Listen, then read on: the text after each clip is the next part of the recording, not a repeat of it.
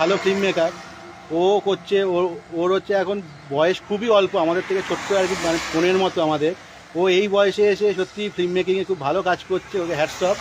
তো আমরা সবাই চেষ্টা করছি। হ্যাঁ, আমি জানি অনেক ভালো ভালো film maker, experience film maker আছে। সমালোচনা সমালোচনা করা মানে হচ্ছে একটা কনস্ট্রাকটিভ সমালোচনা হোক। সমালোচনা করার জন্য সমালোচনা নয় যে মানুষকে আমরা হচ্ছে ছোটো দেখাবো, নিচু দেখাবো, ওই টাইপের যেন সমালোচনা না করেন, ওটাই সব থেকে ভালো হয়। আর এটা আমি ফেস করি, অবশ্যই আমি এখানে কারোর নাম বলবো না।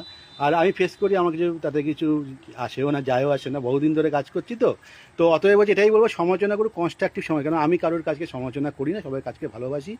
আমাদের কাজকেও যেন সবাই একটা কনস্ট্রাকটিভ ওয়েতে দেখবেন।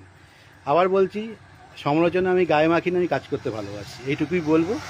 Thank you. তো সবাই থাকবেন, পাশে থাকবেন, ওটাই হচ্ছে ব্যাপার। তো ভালো কাজ করবেন সবাই, ওদের পাশে থাকবেন, ভালোভাবে ওয়ার্ক করবেন। আমরা আপডেট দিচ্ছি পরে। হ্যাঁ, দাদা, তো আমাদের সাথে থাকুন, লাইক করুন, শেয়ার করুন। আর থ্যাংক ইউ উপাসক, কারণ ও না থাকলে আমি কাজটা করতাম না। থ্যাংক ইউ অয়নদা। Thank you. ব্যাস, আর কিছু বলার নেই। থ্যাংক ইউ বনু, আমাদের বোনই হয়। ও থ্যাংক ইউ ভেরি মাচ।